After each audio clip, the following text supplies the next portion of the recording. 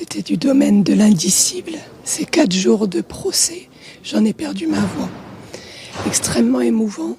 Justice est passée. Les 3 adolescents présents dans le box des accusés ont à peine réagi à l'énoncé du jugement. L'un avait la tête baissée, un autre se dandinait. Tous ont été reconnus coupables de l'assassinat de Philippe Kopman, le jeune homme qui avait été battu à mort lors d'un guet-apens sur un parking de Grande-Synthe en avril 2024.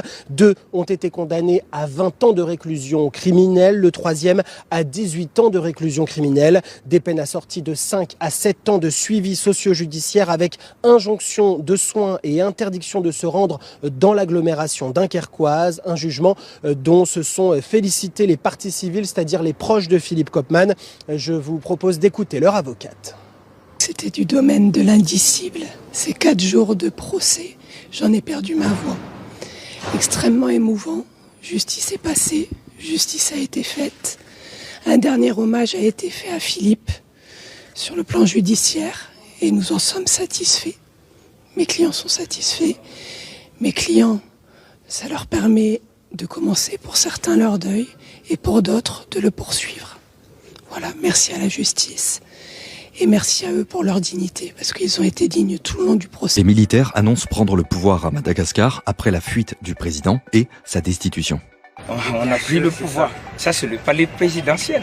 La veille, Andry Rajoelina a fui le pays. D'après RFI, il aurait embarqué dans un avion militaire français pour la Réunion avant de partir avec sa famille vers une autre destination. Le président est parti en expliquant que c'était pour protéger sa vie, qu'il écartait toute démission et qu'il appelait à respecter la Constitution, tout ça dans un live Facebook depuis l'endroit secret où il s'est réfugié avec l'aide de la France.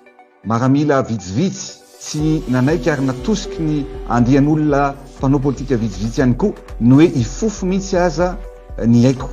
Normalement, l'allocution aurait dû être télévisée, mais l'armée occupait les locaux, empêchant toute diffusion. À distance, il a essayé de dissoudre l'Assemblée avec un décret publié sur Facebook, juste avant un vote qui visait à le destituer. Mais le vote a tout de même eu lieu et 130 députés sur les 163 ont voté en faveur de la destitution du chef de l'État. Celle-ci doit encore être formellement déclarée par la Haute Cour constitutionnelle. Cela fait des semaines que le président Andry Rajoelina est contesté à Madagascar. Et le week-end du 11 octobre, la plupart des forces de l'armée ont rallié la contestation malgache. Andry Rajoelina a été élu en 2018, puis à nouveau en 2023, lors d'un scrutin boycotté par l'opposition. Depuis le 25 septembre, la jeunesse malgache réclame de meilleures conditions de vie. Au départ, le mouvement visait les coupures d'eau et d'électricité incessantes, puis elle s'est transformée en contestation plus large du président et de son clan.